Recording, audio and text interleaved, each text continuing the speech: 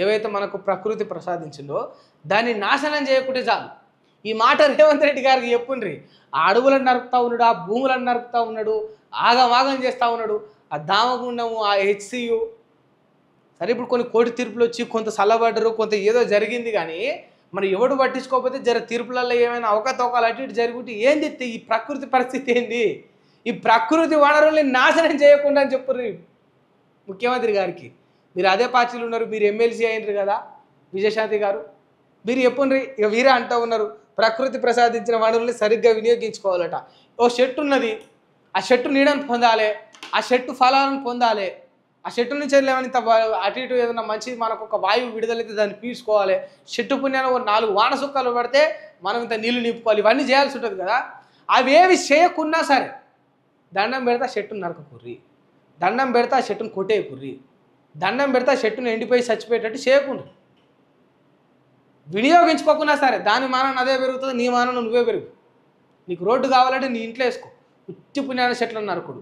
సరే కొన్ని తప్పనిసరి పరిస్థితులలో డెవలప్మెంట్ చేస్తే ఓకే. చాలా వెనకటి నుంచి ఒక మాట చెప్తా ఉన్నా, అతి అభివృద్ధి వినాశనానికి దారితీస్తుంది అని గుర్తుపెట్టుకోండి ఈ మాట. ఏదో కొన్ని సంవత్సరాల తర్వాత ఇక వందల వేల మనకు డెఫినెట్లీ తెలియదు కానీ మొత్తం ఇప్పుడు ఇక ఎంటైర్ ఈ వరల్డ్ మొత్తం ఈ భూమి అంతా కూడా నాశనానికి ఈ డెవలప్మెంటే కారణం అవుతుంది. డెవలప్మెంటే ఓన్లీ రీజన్. రోడ్లు వేసుకుందాం, రీజనబుల్గా వేసుకుందాం, బండ్లు తయారు చేద్దాం, రీజనబుల్గా తయారు చేద్దాం. కానీ విచ్చలవిడిగా ఇష్టం వచ్చినట్టు ఈ భూమి ఈ జాగ మొత్తం నాదే అనుకొని ఎంత పడితే మన ఈ జీవితంలో ఎంత చేసినా కూడా మా అయితే 100, కొందరు అదృష్టవంతులు 110 సంవత్సరాలు, అంతకుమించి ఎక్కువ బతకలేరు కదా.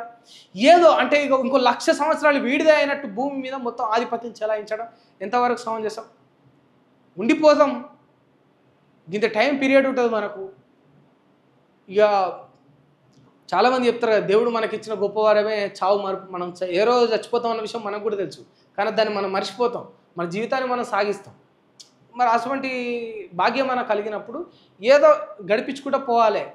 కానీ మొత్తం ఇక సమాజాన్ని ఇది ప్రకృతిని వ్యవస్థను నాశనం చేసి మొత్తం డెవలప్మెంట్ పేరు మీద ఇక మనం ఏం కట్టుకోపోతాం చెప్పు? భవిష్యత్తు రానున్న తరాల మీద ఎఫెక్ట్ తీయడమే తప్ప. మరి ఇది కాంగ్రెస్ వాళ్ళకి చెప్పినట్టే ఉన్నది అక్క చెప్పిన మాటలు అయితే.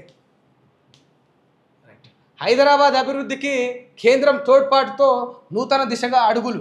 MP Etela comments. Genome science and టెక్నాలజీకి హైదరాబాద్ కేంద్రం కావడం గర్వకారణంగా ఉందని బీజేపీ ఎంపీ ఈటల రాజేందర్ అన్నారు.